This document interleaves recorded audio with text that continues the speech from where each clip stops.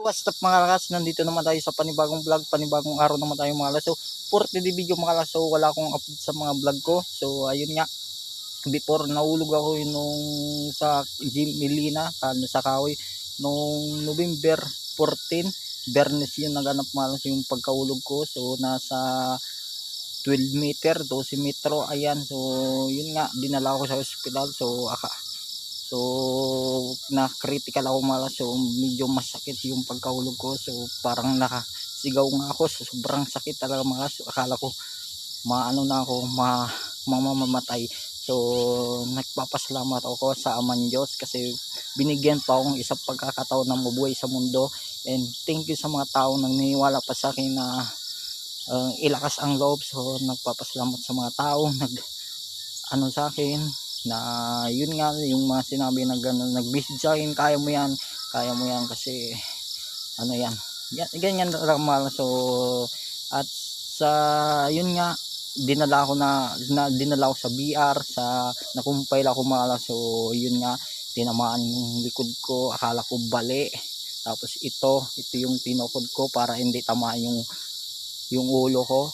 Kapag tinamaan kaya tumalas yung ano natin, yung puso dito, pwede tayong mamatay, sabi ng doktor. Tapos yung dito sa likod, yung parang ganito, o iwasan natin yun kasi, pero hindi naman bali yung ano ko. Ayan, medyo nahihirapan pa ako mag straight, hindi pa straight yung patayo. Ayan yung nangyari, nakita niyo naman yung katawan ko, wala na yung malaking katawan. So lumit talaw mala. So yun nga, hindi natin alam, ini-expect yung aksidente, di ko ini-expect talaga.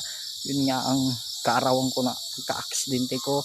Kaya sa susunod mga lakas, iingat na ako kayo rin mga lakas. So mag-ingat din kayo, yun ang mapapayon. Dinala ako sa SPA ay nung November 14 na pagkaulog ko yun, dinala ako sa yan, yung grabe yung ito, hindi ko makakalimutan.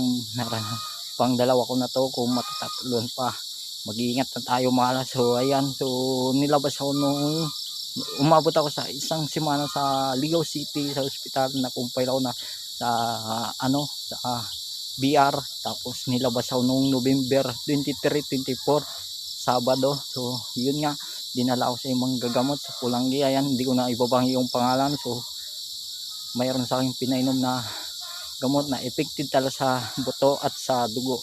Yun nga, nagpapasalamat ako kay Lord, kay Aman Diyos, kasi binigyan pa akong isang pagkakataon na mabuhay sa mundo.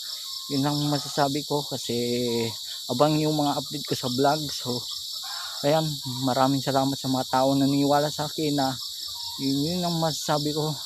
Sana mag-iingat tayo. So hindi ko na itutuloy yung vlog ko ng mga delikado at napakadelikado, yung part 10. So ayan, ay part 9, ay part 10 na yun, hindi ko na itutuloy, wala na ako kunting yung mga delikado. So ayoko na maulit yung nangyari sa akin, kasi masakit talagang matanggapin. So tatanggapin natin kasi aksidente yun tapos dubling ingat na lang ako sa susunod, at mag-ingat din kayo mga. So yan lang masasabi ko, kasi hindi natin alam ang buhay kung kailan saan tayo. So yun nga, nakaligtas ako.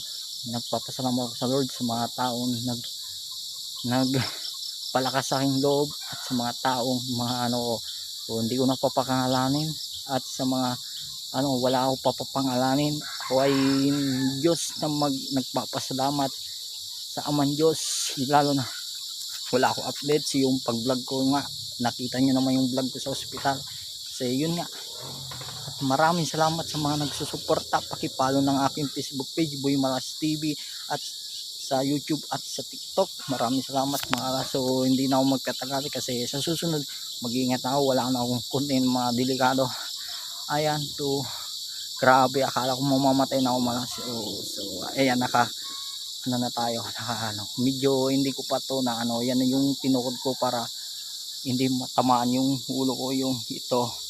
Akala ko bali, damage lang yung mga. So ito yung bali, ayan medyo maga pa yan mga. So ayan kaya hindi ko yan maawakan tong masyado, pero na naman to. So hirap pa ako magtayo. So pero nakakatayo na ako mga. So pakunti-kunti, isang buwan pa gagalingin ako to. Ayan, kung nadapa man ako, babangon ako malaso. So hindi naman ako malakas, so may kainain din tayo, tao lang ako malaso na nasasaktan. At sana sa susunod mag-iingat kayo malas, gaya sa akin, nahulog ako. Ayan, gaya ng nyug, labi pa yan.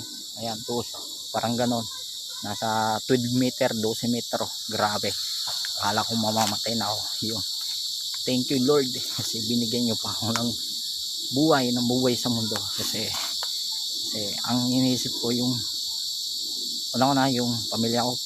Papasalamat sa mga nagano. Ayan, grabe yung nangyari, hindi biro yung nangyari sa akin mga. Yung iniisip mo masakit talaga. Akala ko mamamatay na ako, binabawian ako ng yung buhay. So lumaban ako, hindi akasan ko yung loob. At maraming salamat sa mga nagsusuporta. Thank you Lord. Binigay. Yun lang. Maraming salamat malakas. Abang nyo pa yung mga upload ko sa vlog. Yun lang. Yun lang. Masasabi ko, I love you. Pag-follow. At abangin yung mga upload ko sa vlog. Yan. Hindi biya. So medyo maano pa. Ayan. Abangin yung paggaling ko. So mahal na mahal kayo. I love you.